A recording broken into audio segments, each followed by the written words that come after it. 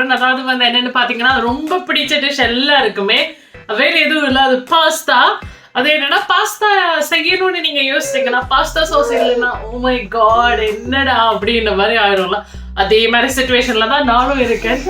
S, pasta sauce இல்லை, இதோட okay நானே என்னோட கையை வச்சு ஏதாவது ஒரு சாஸ் பண்ணலாம் அப்படின்னு. ஸோ எஸ், ரொம்ப டிஃப்ரெண்டா பண்ணியிருக்கேன் நான். கண்டிப்பா நீங்க இது எல்லாருமே வந்து ஸ்கிப் பண்ணாம பார்க்கணும். டிஃப்ரெண்டான ரெசிபி. அண்ட் பாத்தீங்கன்னா இந்த ரெசிபி பாத்தீங்கன்னா வந்து உங்ககிட்ட எல்லார்கிட்டயுமே வந்து பேசிக்கா இருக்கிற ஒரு இன்கிரியன்ஸை வச்சுதான் நான் பண்ணியிருக்கேன். அண்ட் தயவு செஞ்சு பாருங்க. Let's get into the video guys. நான் இங்க வந்து இந்த பாஸ்தா சாஸ் நானே செய்யறதை ட்ரை பண்ணிட்டு இருக்கேன். But it's in a different way.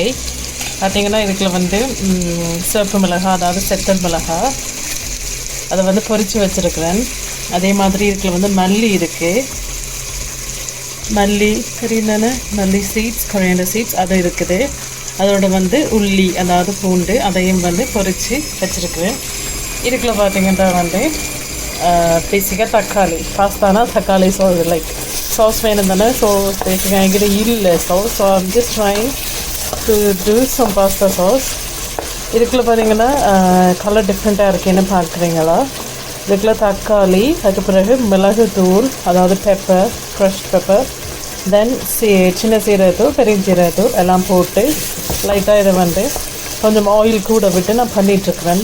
அதாவது வந்து அது கொஞ்சம் நல்ல ஒரு என்ன சொல்கிறது, தக்காளி எல்லாம் வந்து நல்லா தண்ணியாக வர வரைக்கும். ஸோ இதெல்லாமே வந்து கடைசியாக மேக் பண்ணிவிட்டு I'm just going to blend it. And இங்கே வந்து பார்த்தீங்கன்னா பாஸ்தா அவிஞ்சிட்ருக்குது.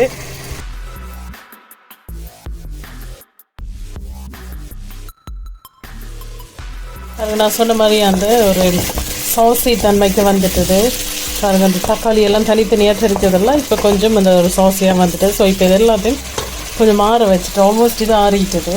பட் இது கொஞ்சம் ஆறணும். ஆற வச்சுட்டு அதுக்கு பிறகு தான் நான் வந்து சாஸை வந்து பிளெண்டருக்குள்ள போட்டு பிளெண்ட் பண்ண போகிறேன். அதுக்குள்ளே வந்து ஐம் கோயிங் டு சாப் த onions and all the staff. இப்போ வந்து நான் வந்து சீஸ் வந்து இது கிரேட் பண்ணிகிட்ருக்கேன்.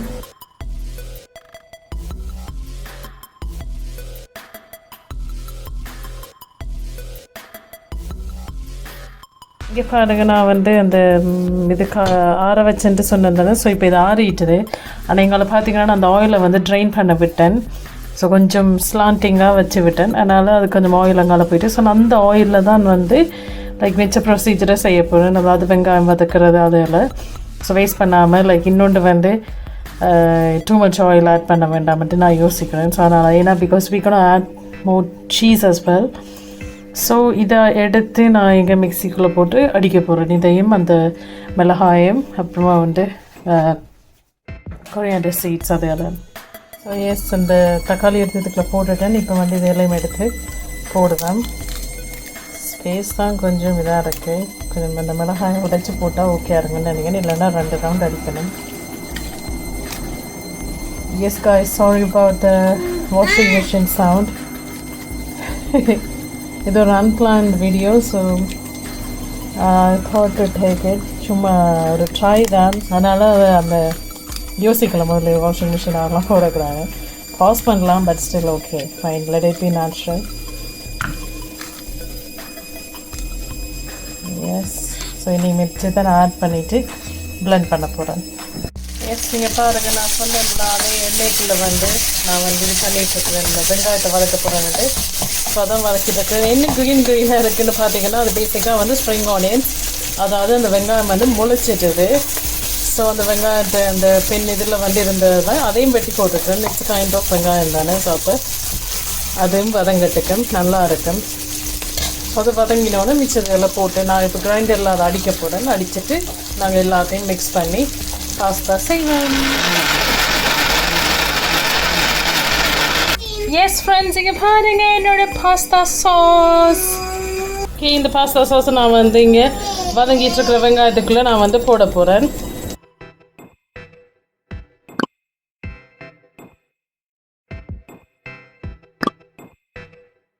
ஸோ ஃப்ரெண்ட்ஸ், இங்கே பாருங்க பாஸ்தா சாஸ் வந்து அதாவது இப்போ என்னென்னா நைட் டைம்ன்றனால அதோட ஒரிஜினல் கலர் தெரிய மாட்டேங்குது. டு பி ஹானஸ்ட், எனக்கு வந்து நல்ல ரெட்டாக தெரியுது. பட் இதில் வந்து கொஞ்சம் லைட்டாக தெரியுது.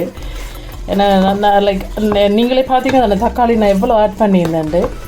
ஸோ என்னோட கண்ணால் பார்க்கும்போது அப்படி நல்லா ரெட்டாக தான் தெரியுது. But because of the camera and the other thing is night time வேறு, ஸோ ஒரிஜினல் கலர் தெரிய மாட்டேங்குது.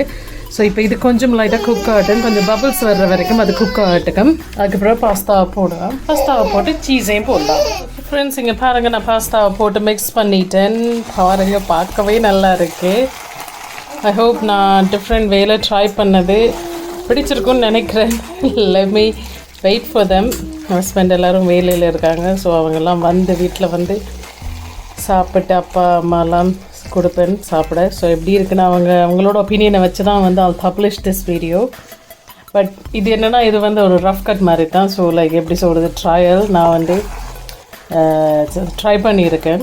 அண்ட் இது கொஞ்சம் வந்து அந்த பாஸ்தாவில் வந்து அந்த சாஸ், அதாவது நான் பண்ண சாஸ் வந்து அப்சர்வ் ஆகட்டும். அதுக்கு பிறகு வந்து நாங்கள் கடைசியில் பேசிக்காக வந்து நாங்கள் வந்து ஸ்டவ் ஆஃப் பண்ணிவிட்டு கூட இந்த சீஸை போடலாம். என்ன ரீசன்னா வந்து அந்த சீஸ் வந்து லைட்டான சூட்லேயே வந்து மெல்ட் ஆயிரும். ஸோ ரொம்ப நல்லா இருக்கும் அந்த ஃபுல்லாக மெல்ட் ஆகாமல் சாப்பிட்றது. ஸோ அதான் வந்து சீஸை இப்போவே போடலை. ஸோ நான் இப்போ இதில் கொஞ்சம் நேரம் நல்ல மீடியம் ஃப்ளேமில் விட்டுருக்கேன். ரொம்ப ரொம்ப கம்மியான ஃப்ளேமில் இருக்குது. அப்போ தான் வந்து அந்த பாஸ்தா சாஸ் எல்லாம் வந்து அந்த பாஸ்தாவில் வந்து அப்சர்வ் ஆகும். ஸோ கொஞ்சம் விடுவேன், லைட்டாக அங்கங்கே கிளறிட்டு விடுவேன். மேலே கீழே இருக்கிறத மேலே இருக்கிறத கீழே விட்டோம்னா ஸோ வடிவாக வந்து குக் ஆகிடும். Okay, it's time to add our cheese. Yay!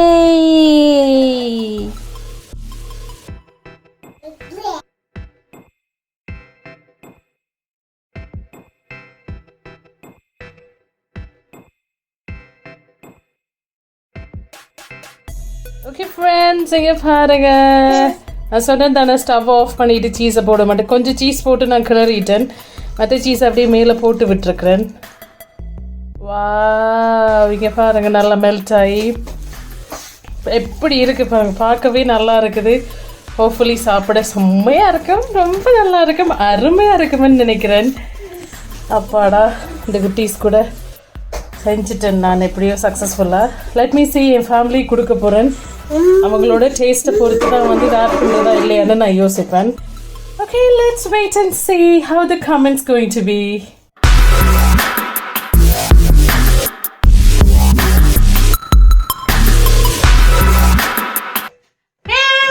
எப்படி இருந்தது என்னோட ரெசிபி? ரொம்ப நல்லா இருக்குன்னு நினைக்கிறேன். நான் சொன்ன மாதிரி வந்து இந்த பேசிக் இன்கிரியன்ஸை வச்சு தான் நான் பண்ணியிருக்கேன். எல்லாருக்கிட்டையுமே இந்த நான் யூஸ் பண்ண அந்த ஒவ்வொரு இன்கிரியன்ஸுமே வந்து கண்டிப்பாக இருக்கு. ஸோ ப்ளீஸ் கண்டிப்பாக எல்லாருமே வீட்டில் ட்ரை பண்ணுங்க.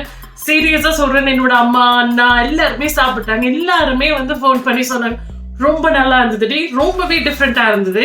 இனி பாஸ்தானா உங்ககிட்ட தான் நான் சொல்லுவேன் அப்படின்னு மாதிரி செம்மையாக இருந்தது. அண்ட் கண்டிப்பாக எல்லாருமே வீட்டில் ட்ரை பண்ணுங்க. அண்ட் கண்டிப்பாக வந்து உங்களோட எக்ஸ்பீரியன்ஸ் எப்படி இருந்ததுன்றது மறக்காம கமெண்ட்ஸில் ஷேர் பண்ணுங்க, லைக் பண்ணுங்க, ஷேர் பண்ணுங்க. அப்போதான் எல்லாருக்கும் வந்து என்னோட டிஃப்ரெண்ட் ரெசிபிஸ் வந்து ரீச் ஆகும். மறக்காம இசை சமையல் சேனலுக்கு சப்ஸ்கிரைப் பண்ணுங்க. இது மாதிரி டிஃப்ரெண்ட் ரெசிபிஸ் தெரிஞ்சுக்கணும்னு ஆசையா இருந்தா என்ன சமையல்ல பார்க்கலாம். பாய்.